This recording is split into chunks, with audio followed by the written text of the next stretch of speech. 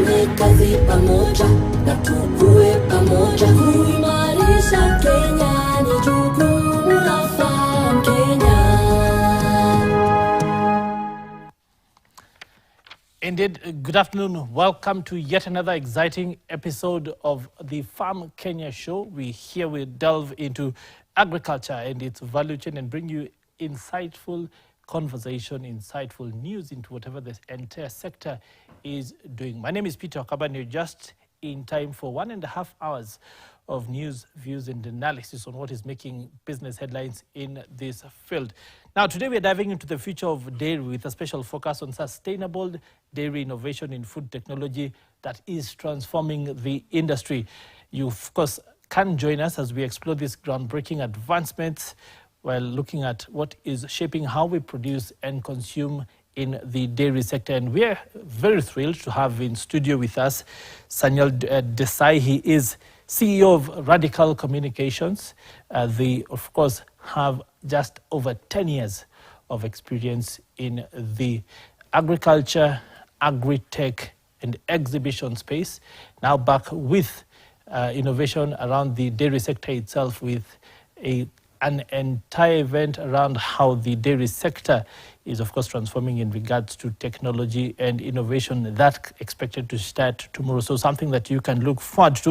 And of course, he's here to talk into just how that has been put together and what your takeaway from that can be, and the benefits for youth who, of course, are looking for various ways to get into this sector without necessarily having to keep cows themselves. Of course, very many different opportunities along the entire value chain for anybody who wants to get in, and the technology to do that is readily available. So that exhibition bringing us insights from all over the world and how that can be transformed to work in the Kenyan space to create value for you. That, of course, later on, of course, that enlightening discussion promises to inspire and inform. But in the meantime, let's look at what exactly is making news in the agriculture sector.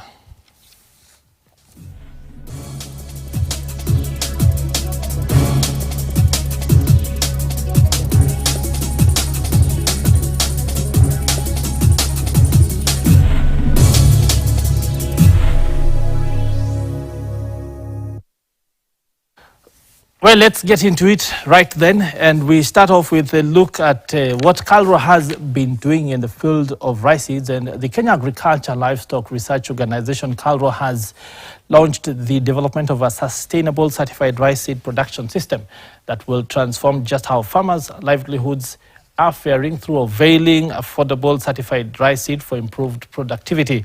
Now, through a 5-year collaborative project with the Korean Partnership for Innovative Agriculture, they will support production of early generation seeds, multiplication of certified seeds of elite varieties, and also distribution of certified rice seed to rice farmers. Now, speaking in Moya during the launch of the project, KALRO Director General Dr. Eliud Kiregar said that Kenya's domestic rice sector has not satisfied the increasing demand for rice. Especially because of the young people who are abandoning ugali and going for rice. Currently, we are consuming about 950,000 to 1 million metric tons of rice, whereas we are only producing 200,000 metric tons. That's a deficit of 80%. For us to be able to close that gap, we need to have a seed system which ensures quality seed, affordability, so that farmers are able to increase production. Hopefully in the next 4 to 5 years, we will have bridged a gap of up to 50 to 60% of what we are producing. We'll have reduced by 50 to 60%. Through the project, every year we invest $1 million. So 5 years project, so totally $5 million US. But we have a partner, another Korean agency. They will provide agricultural machinery, including that project. It will be the project amount is almost double. Tulianza kupanda mchele wa mpunga na tulianza na mchele wa bishori, but haikufanya mzuri kwa Tana River County sababu inakuwa ndefu na alafu inafujika ikisiagwa. but tulishukuru Mungu kwa KALRO kulete variety ya komboka. Komboka ukipanda kwa eka 1.5 inakupatia kilo 3,800 mpaka 4,500, na tunaona ni mbegu ambapo itaweza ikawezesha nchi yetu kuwa na mpunga wa kutosha kulingana na vile serikali inataka. Interesting insights there on just how the rice value chain is being transformed one rice grain at a time. Now, on to beekeeping, where Kenya's arid and semi-arid lands contribute about 80% of the country's honey production. Now, despite these, only just about 20% of Kenya's potential for honey production is achieved. Now, this is according to a 2019 report by the Kenya Institute for Public Partnership and Relative and Analysis, KIPRA. To scale up beekeeping in the Asals, Emily Lekanval, a climate change master graduate and expert in agriculture, has initiated a project in Suguta Marmar ward of Samburu County. The initiative empowers vulnerable women affected by tribal conflicts in the region. Levis Musumba has those details. It was once plagued by conflict and climate challenges. Hiyo ng'ombe yangu 9 zilienda. Sasa wakati hiyo maisha ilikuwa ngumu. Wakati hiyo tulikuwa tunalala. Ulikuwa unalala na viatu. Unasa masikio yuko tu nje. Unasasukia, yani watu wamekuja wanatafuta mbuzi, wanatafuta ng'ombe. Sasa utafanyaje? But now it thrives on hope. Samburu, an arid county in northern Kenya that covers 21,000 square kilometers. We have seen beekeeping or apiculture emerging as an alternative livelihood. One, to address the gaps that communities are facing in terms of earning income and generating a livelihood. And two, coming in as an empowerment mechanism for communities that have, for lack of a better word, could be referred as pastoral destitutes, who have lost their livestock as a result of conflict or as a result of drought.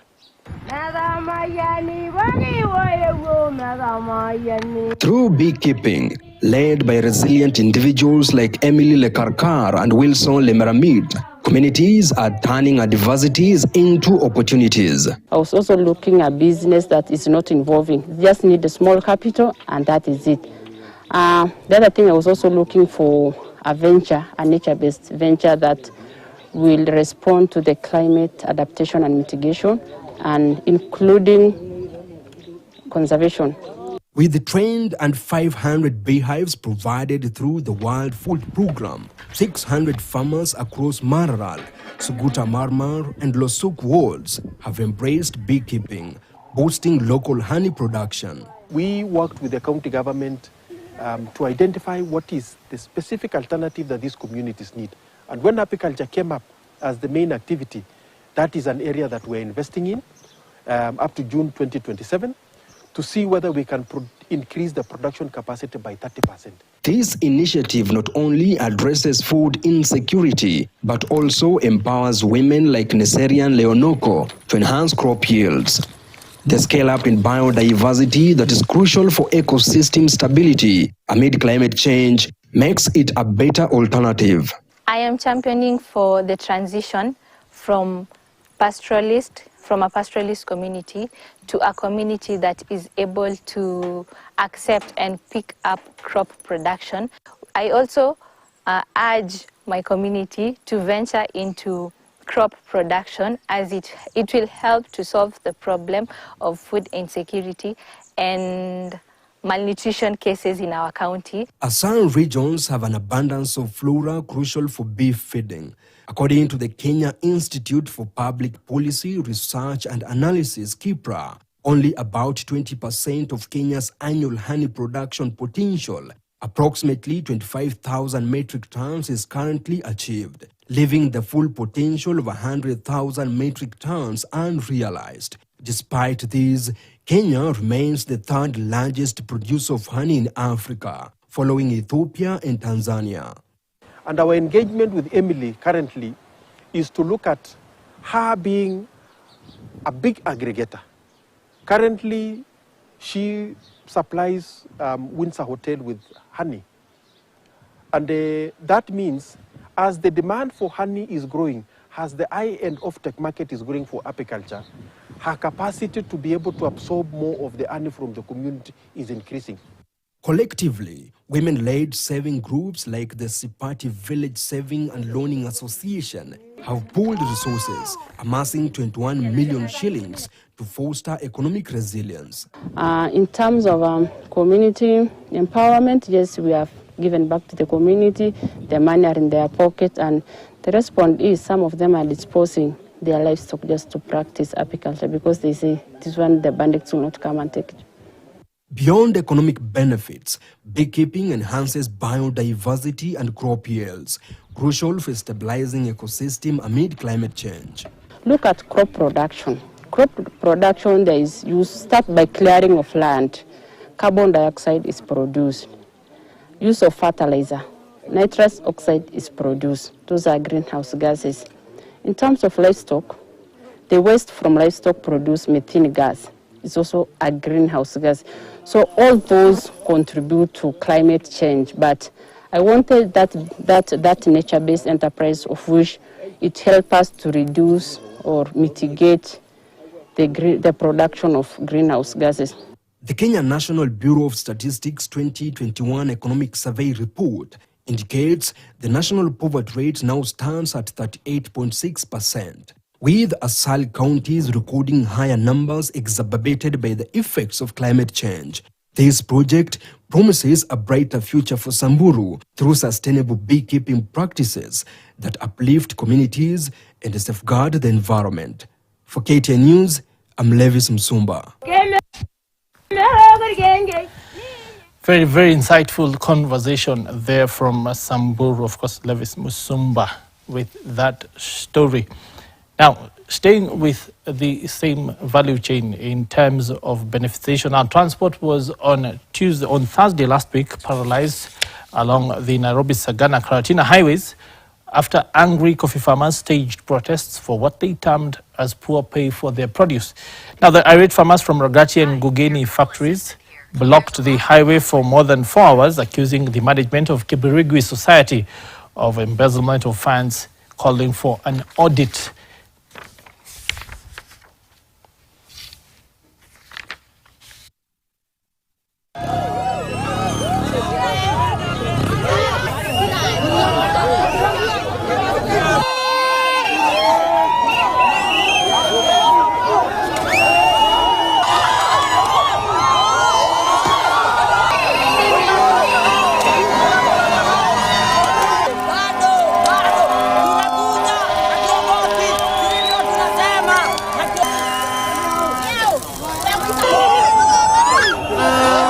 Tuko na hasira kama wakulima wa Ngogoini. Tumetolewa rate ya kahawa ambayo tumengojea miezi 4. Tulikuwa tunaingojea mwezi wa 4. Sasa ni mwezi wa 7, karibu mwezi wa 8. Tumekasirika sana. Sasa tunasema kahawa ya Ngogoini ni quantity sio quality. Yeye ndiye broker mkubwa wa kahawa ya wizi. Sasa tunataka huyo mtu atolewe na tuchague wengine wenye wako na uwezo wa kuongoza watu wa Ngogoini. Leo imekuwa tu ni demonstration peaceful. Hakuna kuharibu vitu za watu. Sisi tumekuja hapa tusikizwe na waheshimiwa wetu tuliowachagua. Wasikie wa Morango ni wewe tunataka utusikie kwa sababu watu kutufinyilia kabisa. Tuko nyumbani juu ya school fees, hatuwezi lipiwa, wazazi hawana kitu. Tumekuja hapa ndio viongozi, hata kama ni Rigiji, asikie hii maneno, ajue hatujafurahia na aongee, sababu yeye ndiye mtetezi wetu. Irate farmers there from the Ngogeni Coffee Society. Now, moving on, in order to reduce carbon emissions, companies are now focusing on greener ways for clean energy. Now, the East Africa Breweries Limited is now looking to reduce its carbon emissions by about 40,000 tons per annum, according to the Irish Deputy Prime Minister who visited their plant, Michael Martin. While touring the EABL biomass steam plant, which uses agriculture waste as biomass, he said that fuel will allow a value chain creation of waste. Very strong partnership. Secondly, it's really what we're witnessing here is the circular economy at its best.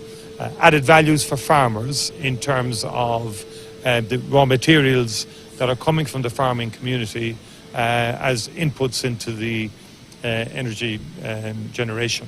So the macadamia nuts shells, for example, are very good use for them now here. And so farmers do well, the company does well, EABL, because they're in terms of the broader Diageo agenda of net zero and getting your carbon emissions down, they're also saving money. So EABL have saved about $6 million. We want to be carbon neutral, which means that we are taking care of the environment. Just by installing this space, we reduce our carbon emissions by 95%. That is very, very, very significant.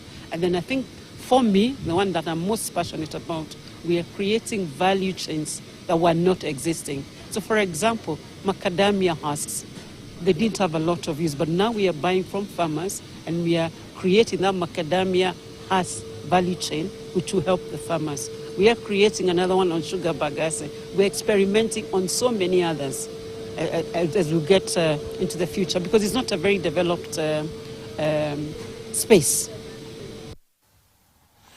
Now, the animal feed industry has the important function of providing people with the necessary proteins for their nutrition, including milk, eggs, and meat, mostly due to the doubling of the population in East Africa by the year 2050.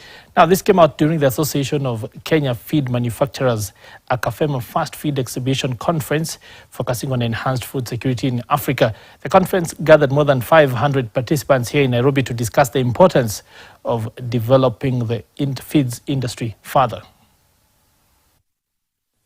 As you all know, we have a big role in commercializing livestock in Kenya. And so far we have found very big markets locally and internationally for our animals. So the government has now shifted focus to the production side to make sure that we can produce quality animals in the quantities that are required by the market, both locally and internationally. And for us to produce very high quality livestock and livestock products like the dairy and eggs and other livestock products, meat, we have to ensure that we get the feed right. And that's why this exhibition and conference that has brought people from all over the world into Nairobi is very, very important for our country. So our farmers can learn firsthand on how to efficiently produce, consume food for our animals, increase the feed conversion ratios so that the feed you give to the animals can create for you the productivity that's needed. Also teach our millers on how to produce feed very, very efficiently. See innovative solutions using technology and otherwise to ensure that our feed manufacturers and millers are able to produce very high quality feed at a low cost. Indeed. Indeed, very interesting perspectives there from that AKAFEMA conference, which ended Friday. And a good note to get into a conversation here today in studio, where with us in studio we have Sanjal Desai. He is CEO of Radical Communications, an organization that is putting together a conference and event exhibition this week that is supposed to bring together stakeholders from all across the world to come and exhibit around the dairy value chain, of course, showing us new technology, innovative new ways to, well, improve efficiency in that sector. He joins me now in studio. Karibu sana. Thank you. Now, I think a good place to start with is to sort of get where you're coming from with this. And we know that over the last 10 years or so, you have been instrumental in putting together the agri-tech innovation exhibitions that we have seen. Talk to us about that and how that has been for you to this point. So, Jumbo to all the Kenyans, and thank you very much for this opportunity. Yes. My name is Sanjal Desai. I am founder and CEO of Radical Communication. Our company based in India, but we have a presence in Kenya also because we have been operating in Kenya since last 2014. We have did our first agri-tech way back in 2014, and last month in June we have completed our 9th edition. So we have a success story of organizing industry-specific exhibition. Especially agriculture has been our forte, and we have been doing since long. We have been coming up with more than 200 companies in last couple of years, and more than 20 international company exhibited with different exhibitors coming from various parts of the world, showcasing different technology on entire agriculture value chain. So agri-tech, grain tech and livestock poultry was also part of our agri-tech journey in Kenya. Well, why is it important to have these exhibitions? What role do they play for the people who are stakeholders in various positions across this industry? Technology play a very vital role in this segment, you know. Now a lot of modernization is required. There are a lot of manpower issue. So with the technology, with automation, use of right technology, you can have maximum production.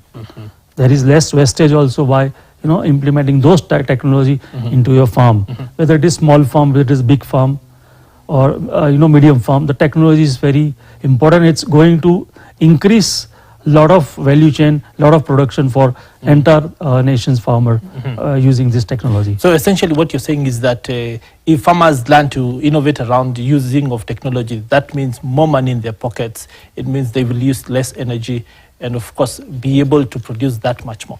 Absolutely.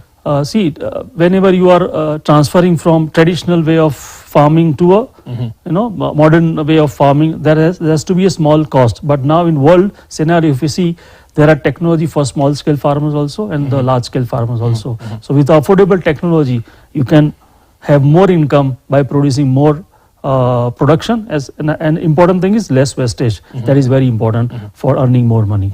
But people have always thought that technology is reserved for large organizations, companies with a lot of money. But increasingly we are seeing technology that can work for the small farmer, technology that can work for smaller companies, technology that is much more affordable. Talk to us about how this then can play a significant role in improving the livelihoods of small farmers. See, I don't 100% agree with it because nowadays in this part of the world, you have a lot of small scale and medium scale farmers also. So technology, all the companies which are made across the world, they kept the small scale farmers in mind and they are bringing the technology for the small scale and medium scale farmers. Large farmers, I don't think there is much. If you compare the ratio of percentage from small scale and large scale, small scale is more. So companies have started making a lot of technology for the small and medium scale farmer and they are showcasing in various exhibitions, not only us but various exhibitions around the world, and it helps the farmers of the nation and the world. Then one of the main things we've seen, even in the story that we've just seen, is that as the world population increases, and some are saying that it's expected to almost double by the year 2050, we are seeing demand for agricultural products increase, hence meaning more opportunity for farmers. How can technology then play a role in job creation first, of course, for people like us who are seeing a youth bulge and people looking for jobs, and then secondly, of course, improve the dignity of the work around that so that it's not back-breaking, it's not literally manual labor, that sort of thing. And of course, put more money in people's pockets. See, you cannot survive without food. So food is very essential for any human beings. And we have to live with the eating food. And for that, our farmers has to, you know, do a lot of production of crop. And with the use of technology, they can do a maximum production, number one. Number two, that why use of technology? Why youth should come into agriculture? Because this is our need. Even during COVID also, if you see, if the food have not served to the world, the world was almost finished. So because of those farmers, and farmers production has to be increased.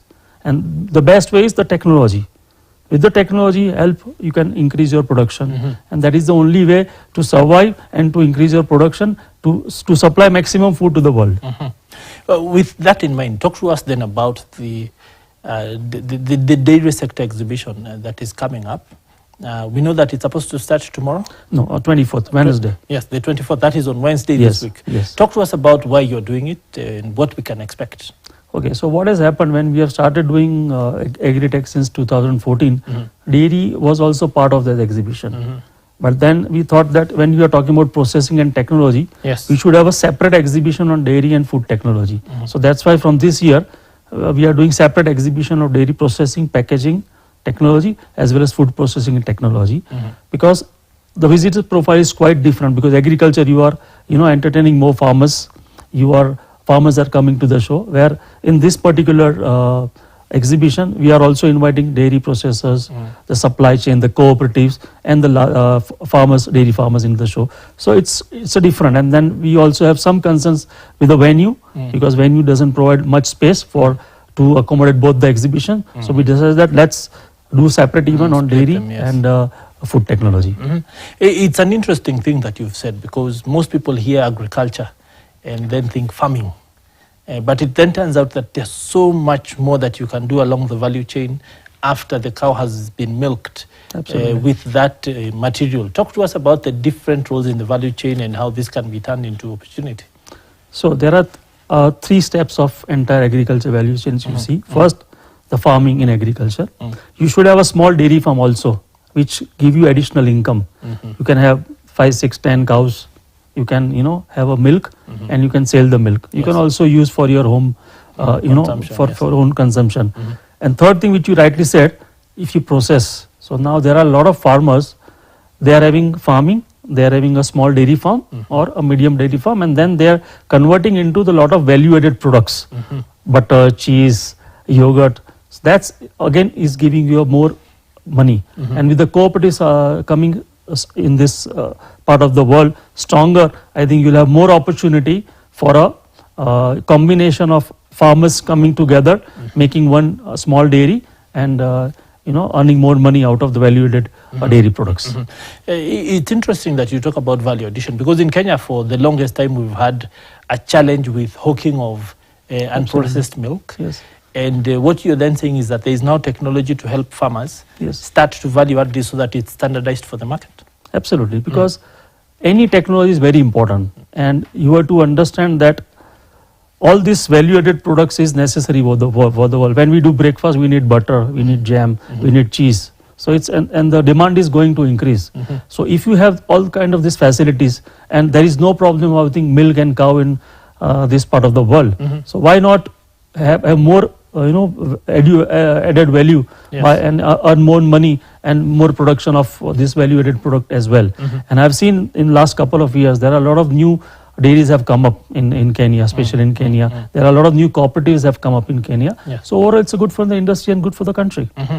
So then what you're saying is that then it is natural progression that after we've seen dairies come together to first off course, collect the milk and deliver to KCC and others, then they've started packaging it themselves and getting it into supermarkets and that sort of thing, that the next level then would be to start getting value-added products from the milk, things like butter, things like cheese and that sort of thing. Absolutely. What should it take for those companies to start doing that?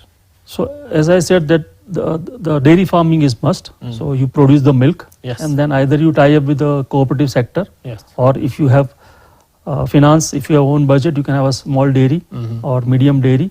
You can have your value-added products. You can sell in the market directly or through the cooperatives. And for the farmers of Kenya, we are bringing all this technology in dairy tech and food tech. All the dairy processing machinery, packaging, chiller plant, consultant. They all are coming from across the world. Like we have exhibitors from India, China, Switzerland, local good companies of Kenya also and East Africa also, they are exhibiting. And they are here to educate the farmers and the dairy sector of Kenya.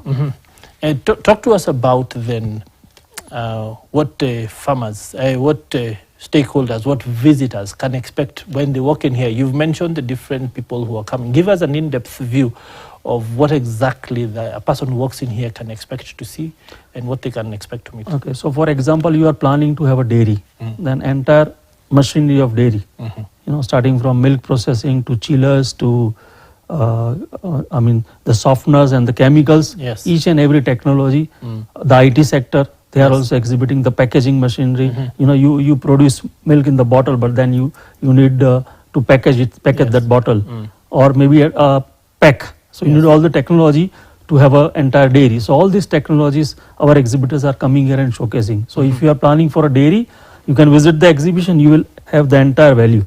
And there are also consultants sitting there. They will also guide you, which is the better technology for you based on your requirement. It's interesting that you talk about consultants because again, one of the gaps that we've had here is knowledge. Absolutely. And the fact that for a long time in Kenya, the agricultural extension services sort of died out. Do you think that the consultants we have at that exhibition will be able to make a difference for people who have a vision for example, I know cooperatives in Nyandarua County that have been producing just UHT and the other types of milk, but have never really been able to get into cheese, have never really been able to get into maybe yogurt and those sorts of things. Is this knowledge ready to be turned into things that people can actually say that this person will walk with us through the journey of purchase and setting up? So absolutely, because now if you see the scenario world over, majority of bigger companies, they are having consultant within their own company. And since you have mentioned UST, yes, one of the companies showcasing UST processing machinery, which can be helpful for a cooperative like the way you mentioned Nyandara, right? So many technologies, they are there, consultants are there, they will guide you how to start. Even if you don't have a dairy plant right now, but if you are thinking in the future, you can visit, you can meet them, and they will guide you that this kind of machinery you require. Obviously, you have to tell your requirement. As you said, Nyandara is having this issues or this quality of milk they are producing. So each quality milk producing, they are having a different machinery, different entire plant and machinery they can set up for you at a affordable price. Because I know we have been doing a lot of exhibition throughout the world, and if you see the recent times, Indian machinery is also very low, affordable machinery. Cost, yes. Chinese are good, even the Europeans are good. So you have to choose based on your requirement, based on your finance, based on your funding, based on your overall capacity, what kind of machine suits you. But I can say overall everybody is there who can guide you. Indeed, very good insights there, Sanjal. We want to go to a short commercial break, but when we come back on the other side of the break, we want you to talk about best practice. You've talked about Switzerland, you've talked about the Netherlands, you've talked about India. We'd like you to paint a picture of what the best practice of dairy in those countries looks like and the lessons that Kenyans can then borrow, of course, in regards to the technology that you are exhibiting. But that's on the other side of this short break, so stay with us. We want to take that short commercial break now. We'll be back in just a couple of minutes.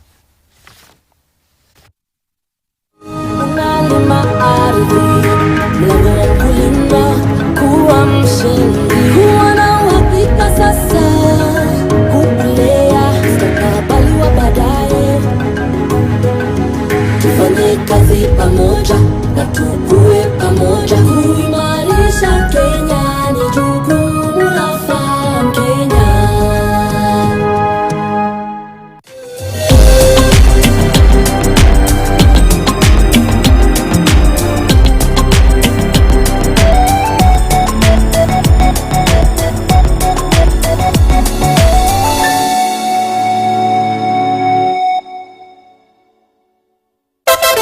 Wapwani mpo? Kilifi na Kwale tumewasili. Sasa unaweza burudika na Star Times DTT kila maeneo ya miji ya Kilifi na Kwale. Wasiliana na customer care yako nambari 0719 077 077 hivi leo. Upate taarifa zaidi pa kununua DTT Star Times Decoder. Star Times. Enjoy digital life. Life is unpredictable and accidents may happen leading to disability, sometimes death. Protect yourself against uncertainties of disability, death, or medical expenses related to an accident by buying a personal accident policy. Read and understand the terms and conditions of your policy. This message is brought to you by IRA. Bima Bora, to embark on an electrifying journey that transcends the ordinary. Mark your calendars for July 27th as we kick off the pulse-pounding spectacle at Kabete National Polytechnic starting at 7 a.m.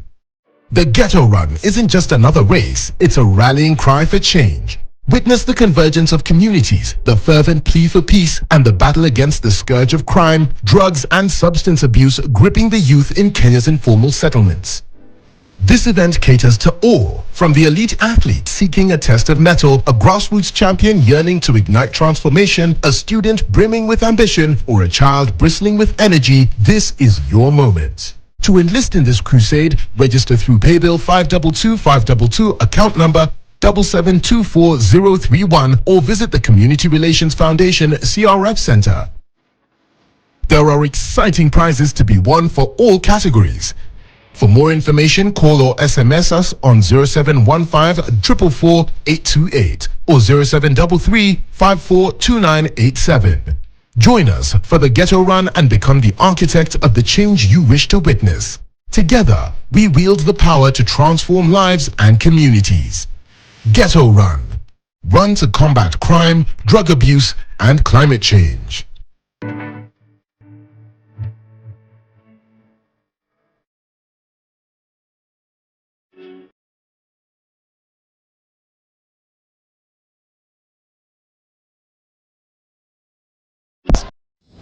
Are you ready to embark on an electrifying journey that transcends the ordinary? Mark your calendars for July 27th as we kick off the pulse-pounding spectacle at Kabete National Polytechnic starting at 7 a.m. The Ghetto Run isn't just another race, it's a rallying cry for change. Witness the convergence of communities, the fervent plea for peace, and the battle against the scourge of crime, drugs, and substance abuse gripping the youth in Kenya's informal settlements. This event caters to all, from the elite athlete seeking a test of mettle, a grassroots champion yearning to ignite transformation, a student brimming with ambition, or a child bristling with energy. This is your moment. To enlist in this crusade, register through Paybill 522522, account number 7724031, or visit the Community Relations Foundation CRF Center. There are exciting prizes to be won for all categories. For more information, call or SMS us on 0715 444 828 or 0733 542987. Join us for the Ghetto Run and become the architect of the change you wish to witness. Together, we wield the power to transform lives and communities. Ghetto Run. Run to combat crime, drug abuse, and climate change.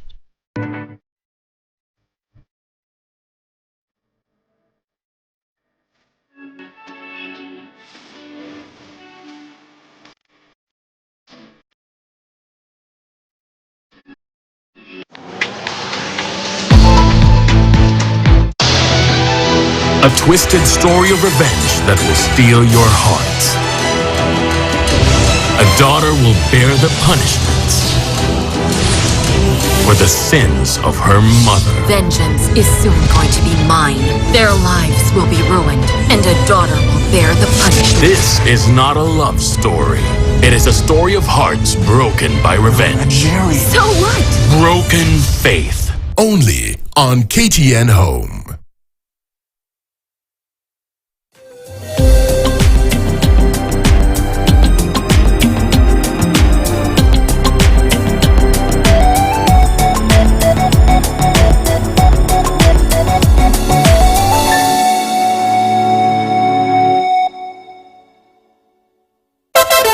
Wapwani mpo? Kilifi na Kwale tumewasili. Sasa unaweza burudika na StarTimes DTT kila maeneo ya miji ya Kilifi na Kwale. Wasiliana na customer care yako nambari 0719 077 077 hivi leo. Upate taarifa zaidi pa kununua DTT StarTimes Decoder. StarTimes. Enjoy digital life.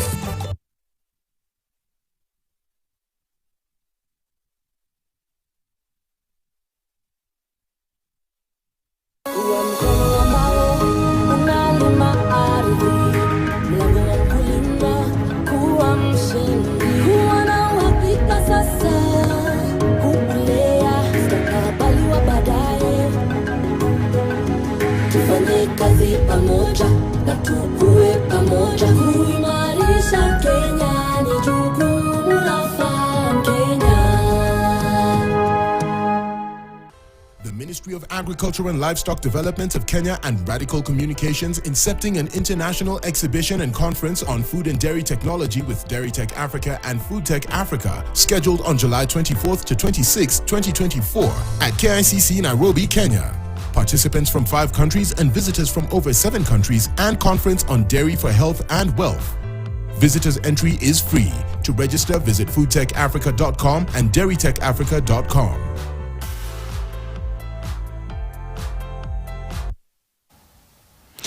Well, thank you for staying with us here on FarmKenya here on KTN Home, of course, also co-hosting on KTN Farmers TV. With us in studio, before we went to the break, Sanjal Desai, he is the face behind, of course, Dairy Tech Africa, the conference that you have seen there starting on the 24th, running to the 26th of the month here in Nairobi, focusing on the dairy value chain and the technology around that. Before we went to the break, we had, of course, indicated that we would be discussing best practice in other countries. So let's get right to that, Sanjay. And of course, the fact that you had mentioned earlier on, and we've seen there that participants from 7 countries, there'll be visitors from many other countries, of course, in this space. What are the lessons that Kenyans can learn from best practice in other countries? We know that you've experienced in many other places. Talk to us about some of the examples that you can point to in terms of technology and that sort of thing. You mentioned India when we were talking on the break. Talk to us about what this value chain looks like there and the way they've been able to take advantage of technology. So first of all, when the dairy and food stakeholders comes and visit to the show, yes, they will be able to meet a lot of overseas exhibitors and delegates, which will help them to interact, what is going on in other parts of the world, how they make their dairy successful, how they make their value-added products, how they can supply to the domestic and international market. So I think it's very important for them to visit and interact with those who have come from across the world in Kenya. When we talk about best practices and the dairy sector, the first 4 countries which keeps in my mind is India, Netherlands, Denmark, right? So you have to understand how these countries are very popular, and Switzerland, how these countries are very popular and successful in dairy sector. So if I talk about Europe, Netherlands, Denmark and Switzerland, they are using a lot of innovations and a lot of technology in their dairy farm to make a successful businessman. Especially because we tend to hear that labor in those places is quite expensive. So less people but more machinery in the field. I have seen robots working in the dairy farm. Even to pull out the milk, the robots are, through robots they take the milk. So there are a lot of technology has been used by them, and that is how they are very successful. Obviously manpower is an issue, but with the help of modernization, automation and the IT, they are doing very good. I have to compare India and Kenya because India and Kenya both are running on a cooperative sector. You also have a lot of cooperative dairies coming up in recent times. In India also. India, there is a famous model called Amul. In Amul, there are plenty of dairy. They are working under one federation. So Amul is a place? Amul is a brand. It's a brand. Yeah, it's a combination of lot of dairies. So dairies produce their own milk. But each dairy sell their milk with the Amul brand. So it's a federation under which there are plenty of dairies who are making millions of milk per day in entire India. But they sell milk with one brand, which is Amul. And then it's their own, calculation of providing, distributing the profit. That's a different thing. But the brand is one, which is Amul. So even in Kenya also you get Amul cheese. If anyone is from India, they would love to have this kind of a cheese in Kenya and other parts of the world. So that's it's a case study. How before 50-60 years, how the cooperative sector becomes successful. Farmers of entire region, they supply milk to their cooperatives in their villages, and then their cooperatives goes with the milk to the main dairy, and then they process it and then they sell it. They are also getting benefited by, in terms of revenue, by calculating the fat, how much fat is involved in the milk, and based on that they get money, and the money comes to their account automatically. They go to every day morning, they collect the measurement of the milk with how many fats, and immediately they get money on the same day. So the milk is based on quality? Yes, on the fat basis. That's how in this particular Amul sector, Amul model of India, they measure milk like this. And there are a lot of millions and millions of farmers are associated with this cooperatives, and they are also being paid dividend end of the year from the profit. So this is a case study because it's very similar. Indian cooperative sector and the Kenyan cooperative sector is very similar. So I think this is a wonderful case study, and I would request all the dairy from Kenya, they must go to India or some other part of the world to see how they operate, and same things, or maybe improving as per the Kenya standard. They can implement same things in their dairy sector as well. And technology is the backbone of this entire operation. The measurement, the preservation, the supply, the selling of milk, the Amul brand. Absolutely, because without technology, they cannot sustain. If so much of millions of liter milk coming every day, there has to be technology to process. You know, you have to heat the milk, you have to process the milk, and then you have to go to the entire value chain: ice cream, butter, cheese, yogurt, powder, entire value chain they are making. So for that, without technology, it's not possible. But same time, it also gives a lot of employment to the country. You know, you see one dairy, big dairy, how many employees are there. So at the same time, technology also, use of technology, but same time it also gives a lot of employment to the nation and to the country. Interesting. And it's a good thing you've mentioned powder, because one of the major challenges that we have here in Kenya is the fact that our supply fluctuates different times of the year. So rainy season, glut, you get stories of farmers having to dump their milk. Dry season, not much milk. In fact, the size of the packet increases. With the rains, we get 30% more. When it's dry, you get the normal amount, that sort of thing. So what role can technology then play in evening out the supply? We know that you can preserve milk by freezing it. You can turn it into powder and then reconstitute this later during drought, that sort of thing. Talk to us about the possibilities that technology then presents to farmers and processors in this space. Yeah, so you use chiller, you make powder. Yes. And storage. Storage is very important, because when you make powder, you should have a lot of warehousing facilities to keep that storage. So in the peak season, you make the powder, keep it in the storage, and same powder you can use when you have a so that way you can balancing. Yes. So using of technology, you can make the powder storage for that for the off season where you don't have much milk, as you said, but balancing of price you can make by having maximum powder in your storage, and that's how they work in India and other countries to balancing the price. So it's the best use of technology. Is this technology then affordable and readily available? Is it something that people can see at the exhibition? Absolutely. As I said, entire dairy machinery and plant, if you want to have, you can come to the exhibition, visit and meet everybody there, and Dairy Tech Africa will provide a one-stop solution if you want to plant a dairy. Yes. Including packaging, because packaging also plays a major role. Now a lot of packaging machines have come which is environment friendly, less use of plastics, which is also damaging our environment and overall health. So there are technologies for packaging also which has been showcasing by a lot of our exhibitors in the exhibition. So it's an entire set of exhibitors who has come with the innovation and technology in dairy and food sector. When you then look at what you've just talked about and the fact that people would think that this technology would be out of reach, very expensive. I know you'd mentioned it earlier, but then the fact that this technology is available for every level of farmer and every level of budget, I think is important to reiterate. How does a farmer then figure out where they fit in along this value chain and what sort of investments they want to put in place? What sort of vision?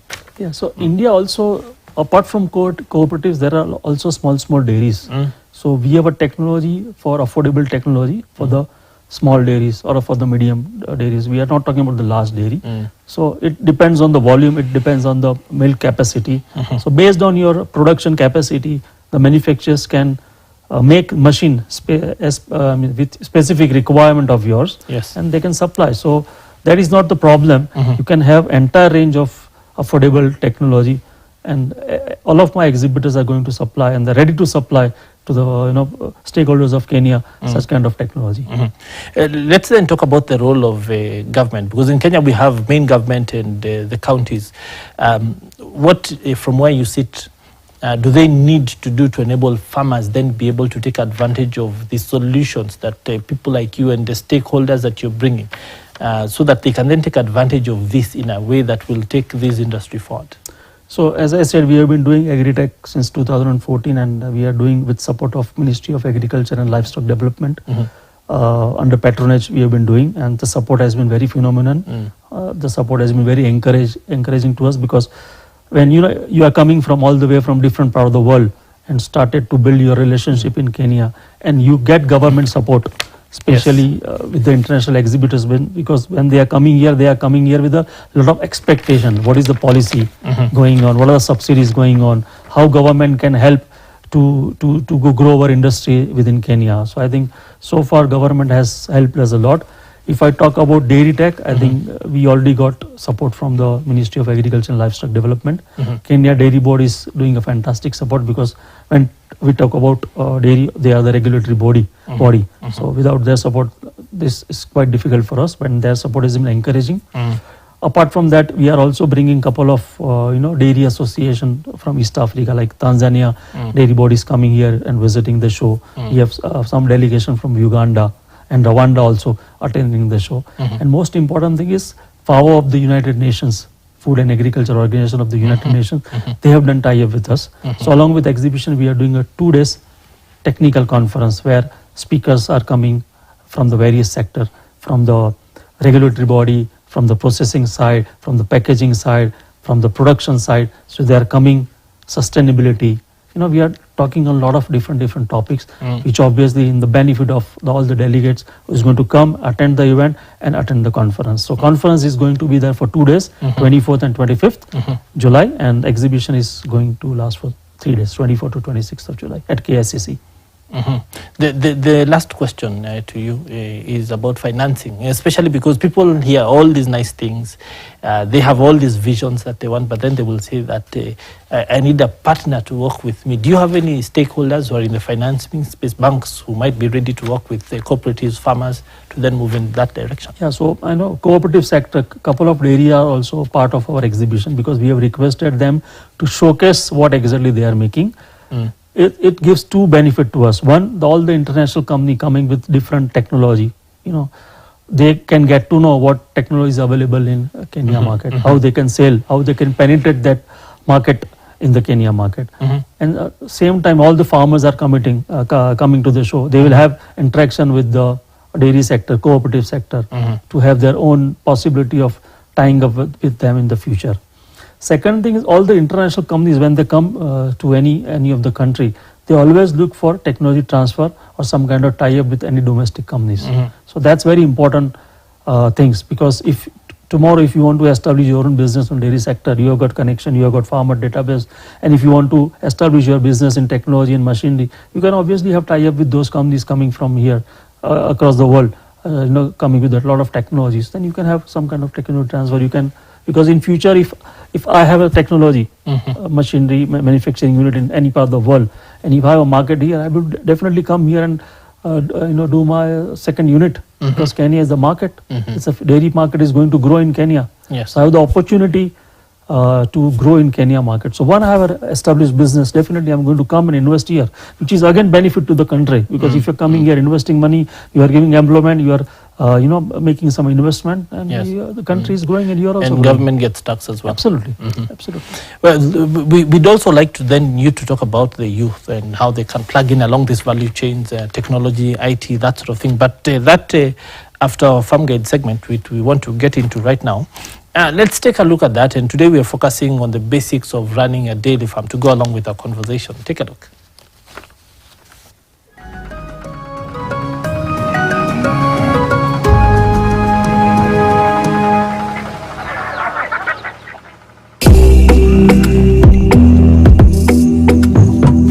There are several breeds that are in the dairy farming space, and these dairy breeds include, but are not limited to, Jersey, Fresian, Guernsey, and Asia.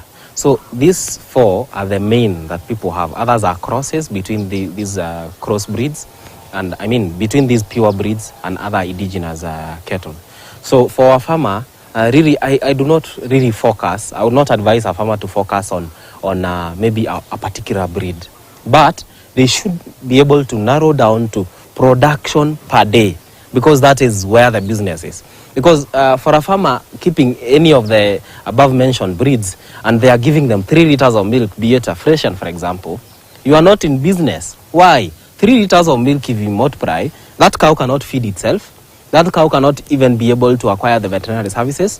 There are people in the farm who need to be paid, maybe the farm hand and the suppliers and people like that. But for you to say you are in dairy business, your cow should at least be able to give you 20 liters every day. And since a cow is in production for around 305 days every year, by the cow coming on heat once per year and giving you a calf per year, then the period of time your cow is supposed to be in milk is around 305 days or thereabout. And therefore, you as a farmer should be able to make sure that you are earning at least from that cow 20-25 liters on the minimum. But there are some other breeds that can take you even up to 50, 60, depending on how you take care of that animal. But any animal that is below 20 liters, if it is then a single cow, then you are not in business. Then there is also the issue of numbers, because you may be having just a single cow, which then may be even producing 60 liters of milk, but you are not in business as well. Why? Because there are so many bills to be paid. But with numbers, say you have maybe 10 to 20 to 30 cows, but starting from 10, for example, then you are able to have a very good business case. Why? Because while some cows are in the dry period, some are giving birth, and others are coming on heat and are being served. Therefore, your consistency of production is across board. The whole year you are in production. The breeds, therefore, you focus on the production per day, whatever the breed is, but some have advantages over the others. For example, the Jersey, the butterfat content is higher than the rest of them, about 3.5% going up. And the Jersey also feed on small amount of feed, given that they are small body sized. Therefore, you stand a better chance of if they are getting you to the 20 and the milk is quality, then you stand a better chance as compared to, say, Fresian, which is eating too much and then maybe giving you the same amount. So when you do your cost-benefit analysis, you find that it will be more profitable for you to raise Jerseys than to raise Fresians. But now each has advantages over the other, and therefore you need to seek that information as a farmer to find what are the advantages of one, the advantages of the other, and therefore you can make informed decisions.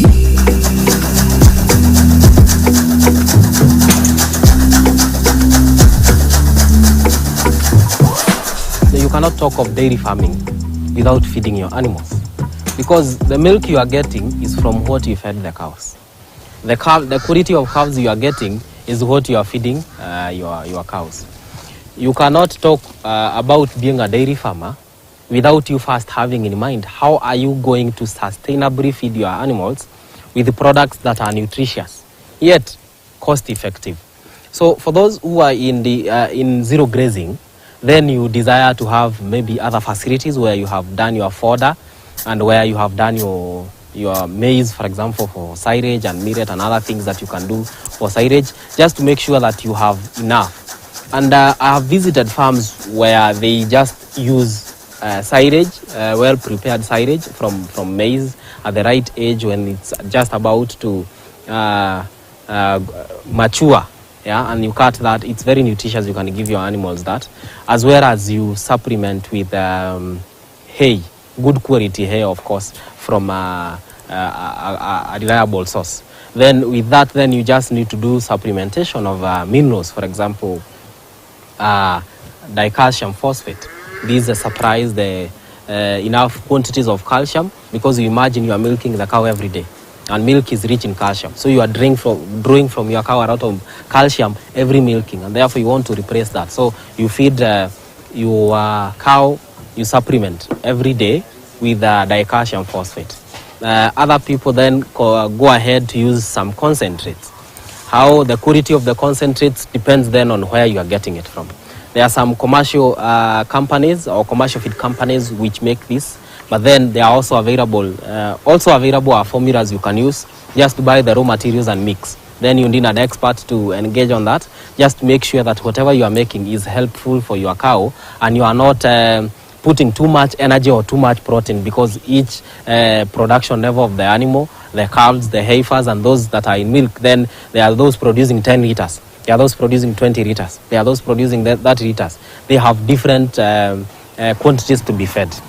And the amount then of concentrates to feed your animal, then there is a formula for that. Because, and we say it is x minus 5 divided by 2. To give an example to make it very easy, for a cow that is producing 20 liters of milk, then you take x as 20. I mean the total production in a day, 20 to be the total. 20 minus 5 becomes 15. Then you divide by 2, you get 7.6. 7.5. So these 7.5 kilograms of concentrate or dairy meal is what you will feed your cow in a day. So you can divide 2.5 kilos in the morning, 2.5 kilos midday, and then 2.5 kilos at the end of the day. And sometimes milking your cow several times a day increases their milk production by 15%. Therefore, if your cows are well fed, if you are milking twice a day, you milk 3 times a day. And I always say that cows are animals of routine. If you are used to milking your animals at say 7 a.m. or 6 a.m. or even 5 a.m., you stick to 5 a.m. If then the next milking is around midday, noon, sharp, your cows are ready and in the, around the milking para, ready to be milked. In the evening, it's around 4 or 5, then you make sure that you do it at that time. And where I advise farmers to be feeding their animals the last meal of the day area before it's night, just to make sure that in case your animals are maybe having brought or something, you are able to capture that maybe an hour after your animals are fed. Therefore, if you feed your animals around 8 p.m. 9, you will not realize that they are going to brought. Why? Because you fed them into the night. But if you are able to do that earlier in the day, say around 5 or 4, the last milking, and then you feed your animals, that is a perfect scenario.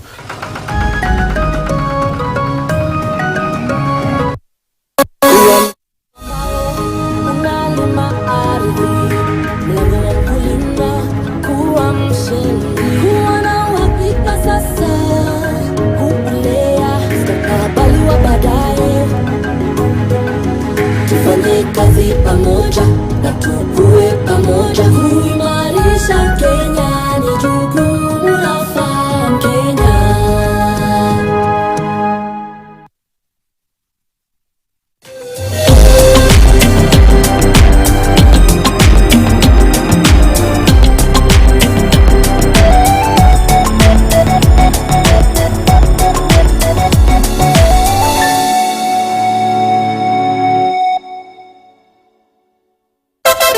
Wapwani mpo? Kilifi na Kwale tumewasili. Sasa unaweza burudika na StarTimes DTT kila maeneo ya miji ya Kilifi na Kwale. Wasiliana na customer care kwa nambari 0719 077 077 hivi leo. Upate taarifa zaidi pa kununua DTT StarTimes decoder. StarTimes, enjoy digital life. Leo tuko na washindi watatu. Kuna mshindi wa wiki ya kwanza, wiki ya pili na wiki ya tatu. Hello. Naitwa Martin na kupigia kutoka Safaricom. Okay. Na wewe ni mshindi wetu wa 1 million Kenya shillings. Wow. Thank you. Alhamdulillah. Wewe asante sana Mungu. I felt really amazing. So I guess I'll use the money to pay my school fees.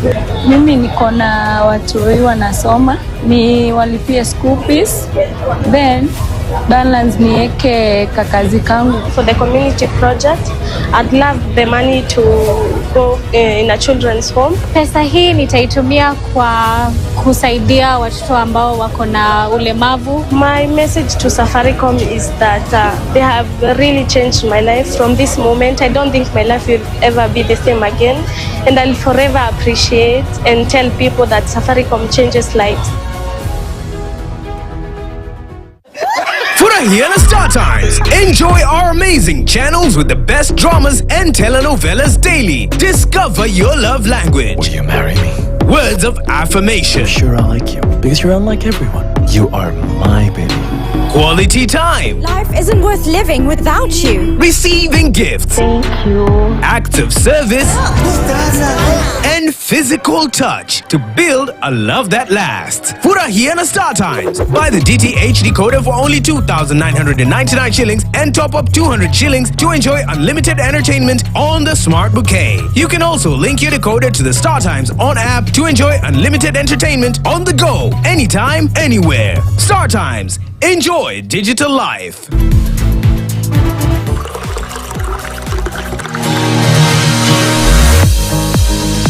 My name is Michael. I'm a content creator. Hii journey ya content naweza sema we don't start with numbers. Lazima kwanza uoneshe watu chenye unafanya ndo wapende, wakuja wakufollow, wakusupport. One of the challenges naweza sema nimeface ni acceptance. Unaanza video, you post and unakuja unapatana sana comments negative kwanza, na hawa ni kama wanatakanga give up tu, usiendelee.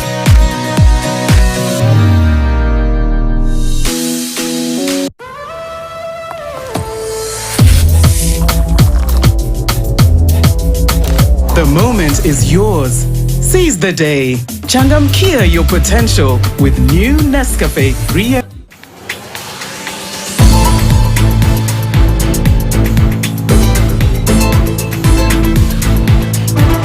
Today, we are going to learn about banana farming.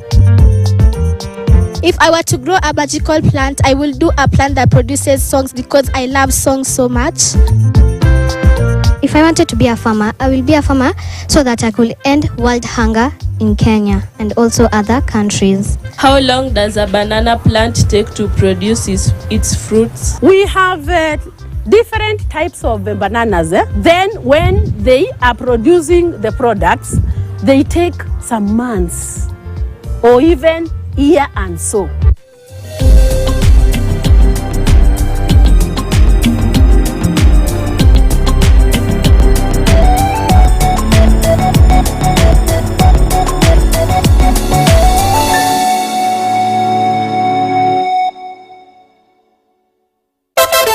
Wapwani mpo, Kilifi na Kwale tumewasili. Sasa unaweza burudika na StarTimes DTT kila maeneo ya miji ya Kilifi na Kwale. Wasiliana na customer care kwa nambari 0719 077 077 hivi leo. Upate taarifa zaidi pa kununua DTT StarTimes decoder. StarTimes, enjoy digital life.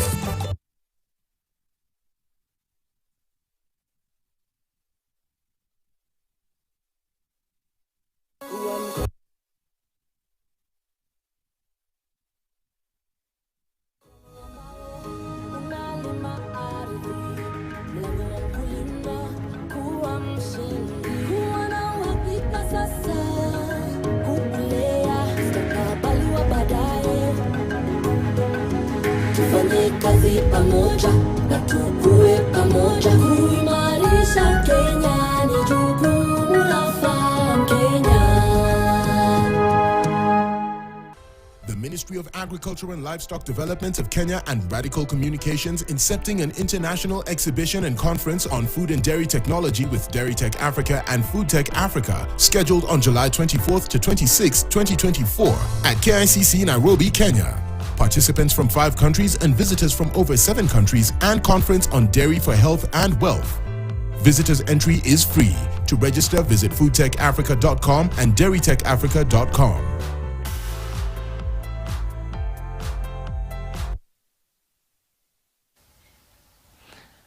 Thank you indeed for staying with us on this edition that is specifically looking at the dairy value chain, and most specifically at that Dairy Tech Conference, which is happening from Wednesday for 3 days here in Nairobi. Of course, accompanied by a conference that, of course, is set to give you insights into the agricultural space, focusing on the value chain around dairy.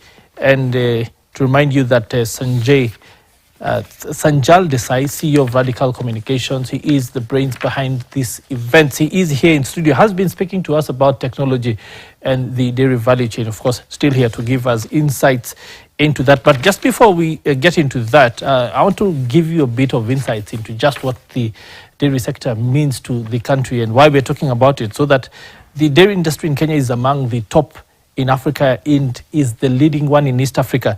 The industry has been growing at an average rate of about 3 to 4% per year, thus providing a lot of opportunity for people who want to grow their industries, want to grow incomes, want to grow opportunity.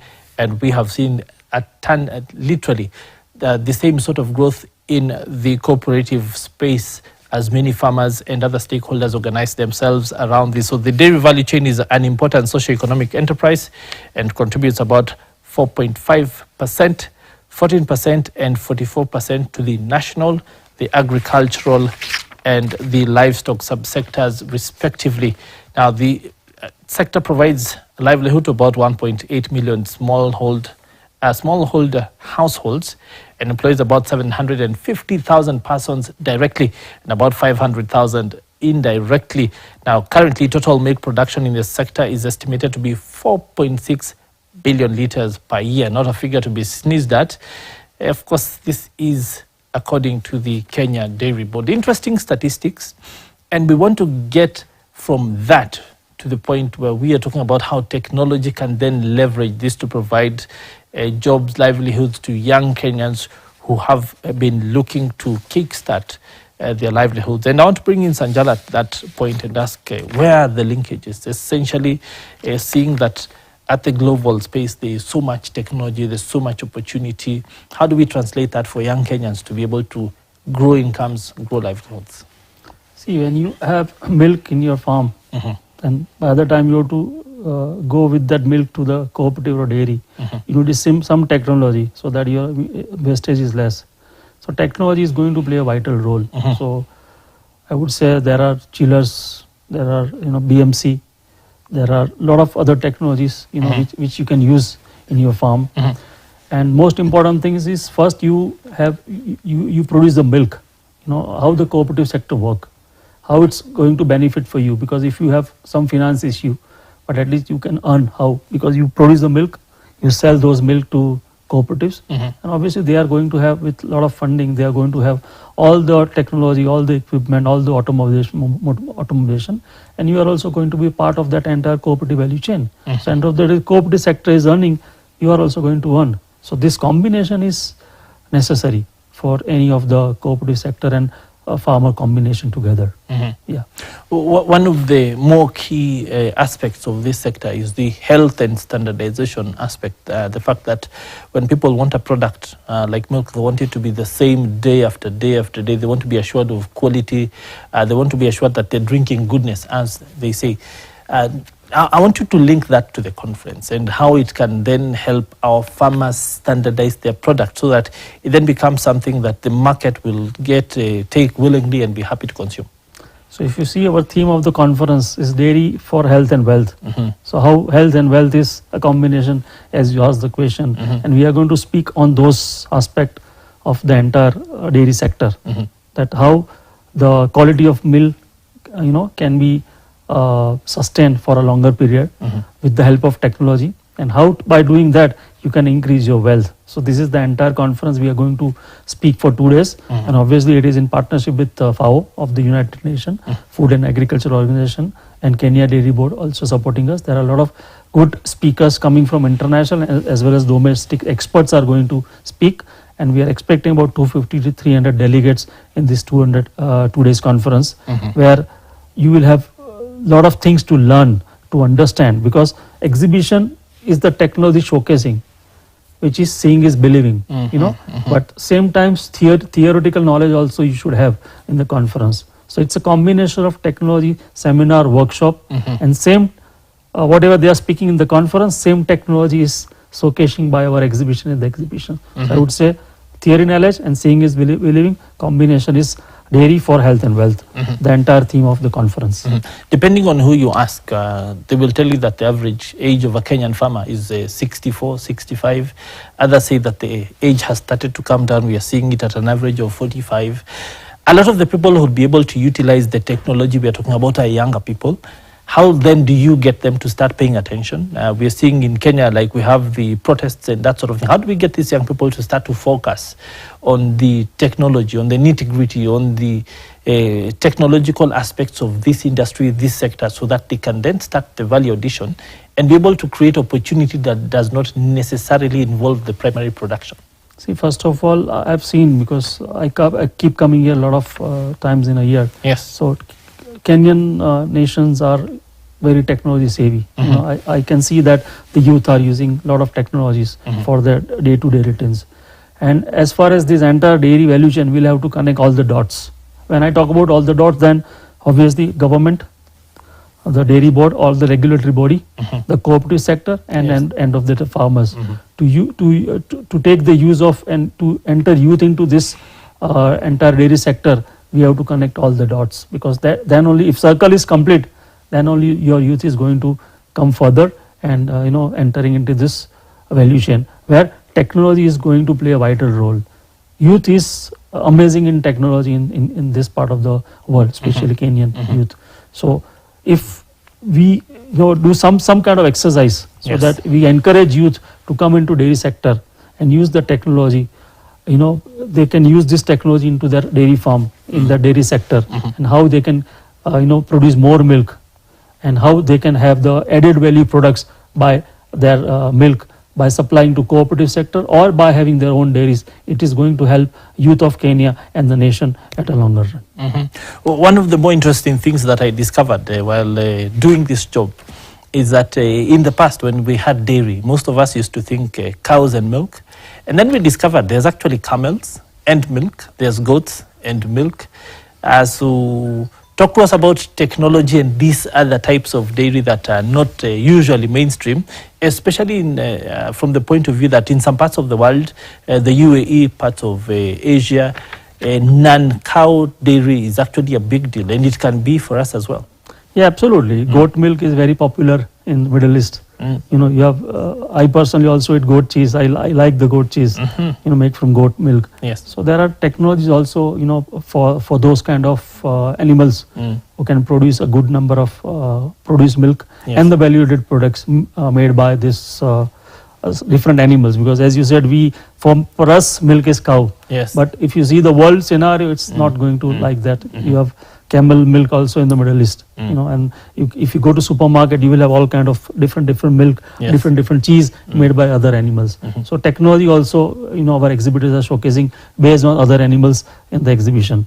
And most important things which I forgot to mention during my speech is testing laboratory is going to play a vital role in this entire technology sector, because you should test the quality of milk.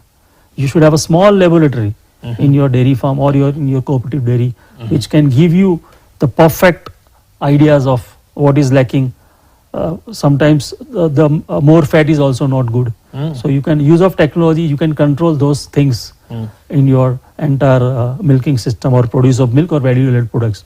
So in India also and in other parts of the world also, laboratory and testing equipment laboratory is very keen and necessary for all kind of dairy sector. So you're saying that because you had indicated that in India the payment is done on the basis of fat. Yes. So but it's up to a certain level. After that they then say, no, this is what we want. Yes. So then farmers will be able to customize feeding and conditions to get the optimum sort of fat that we're looking for based on testing.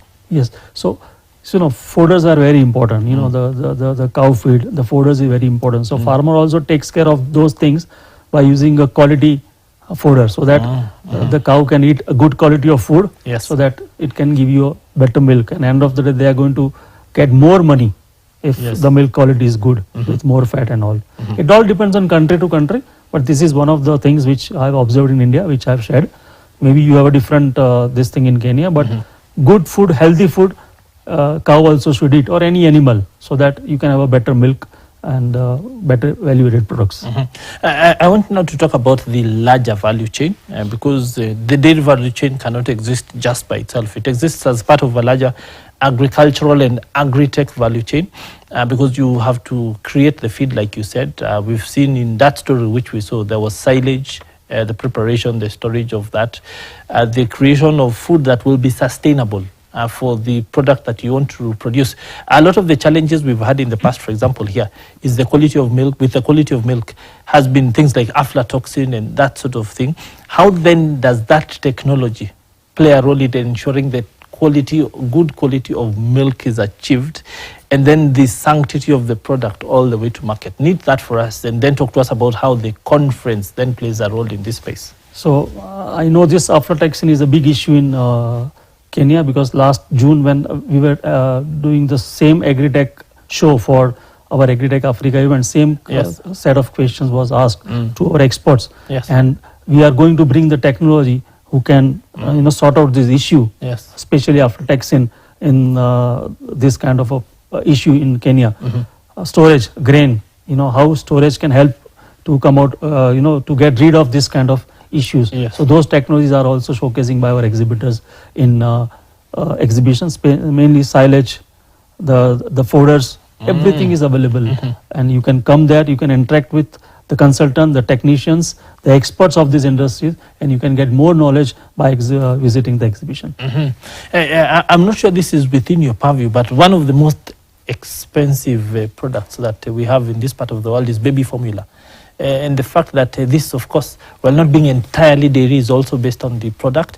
Would the exhibitions, conferences such as yours help our industry start to trend in that particular direction, so that while it's a premium niche and something that is only done in some, because we have very few brands, it's something that we can start to speak to in the local space?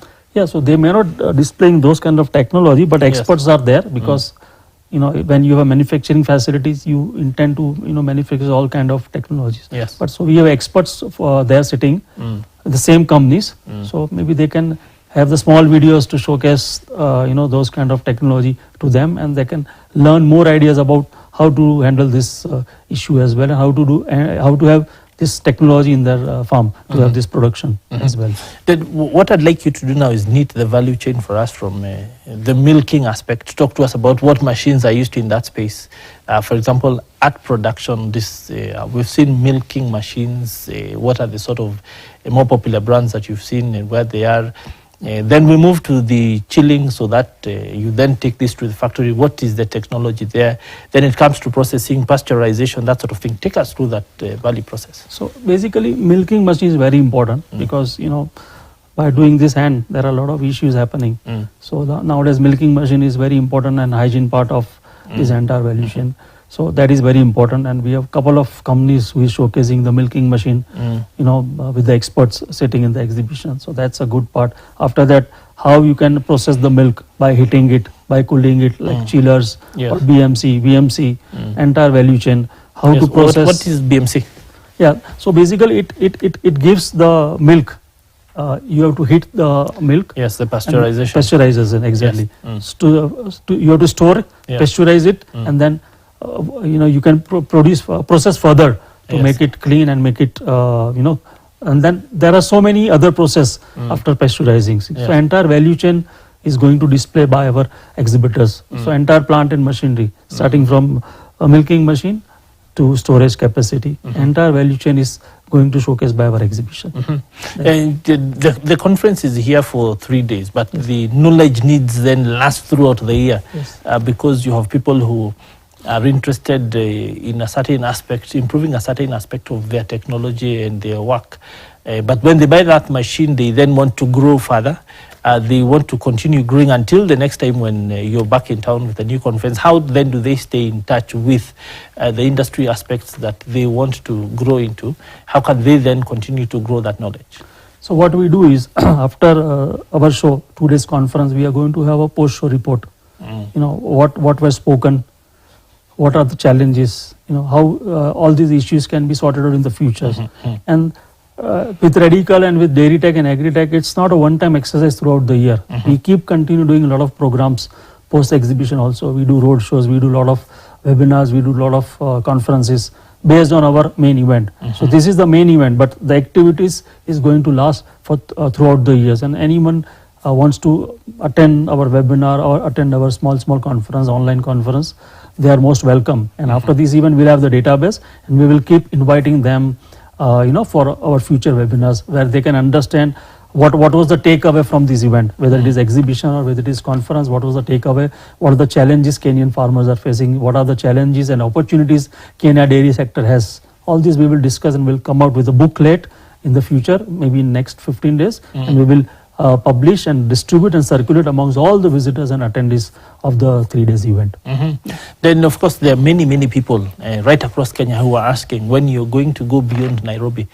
We have places which are bastions of dairy production outside of Nairobi, in places like Uasin Gishu County, that's in western Kenya. The Nyandarua, which I mentioned, places like Meru. Not everybody is able to come to Nairobi. What are the chances that you can work with these cooperatives that come from So I would request them, if they are not coming in a large number, at least they can send some representative here. They can meet the all the technology players here sitting in KICC, and after that we can take it further with online meetings and other things. But we are there to support them, and we have requested all the dairies.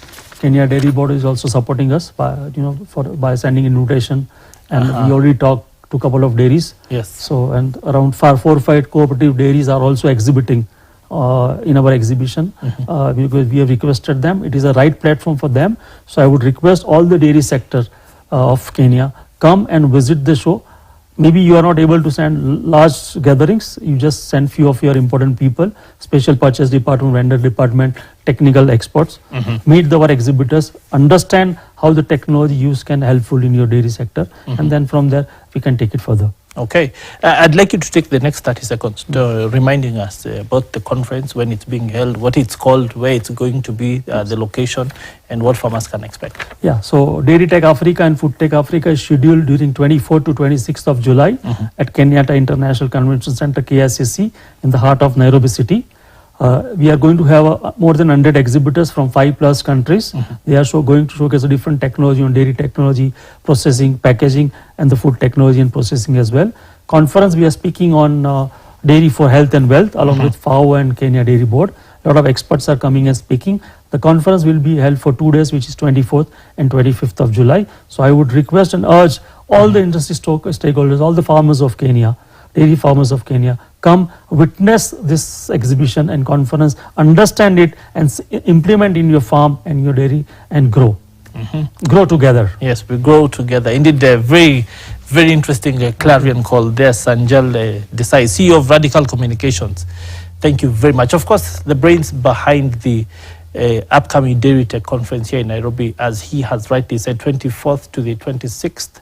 And of course, a 2-day conference, 3-day exhibition, something to look forward to from Wednesday if you are, of course, interested in any space right along the agricultural value chain, but specifically for dairy technology, something to look forward to. Indeed, to thank him very much for taking the time to talk to us here in studio. It has been a very insightful conversation and one that many young people will, of course, really continue to plug into. And of course, to remind people that the conversation continues on our social media platforms. You can, of course, look out for us on Twitter, on Facebook, and many other places.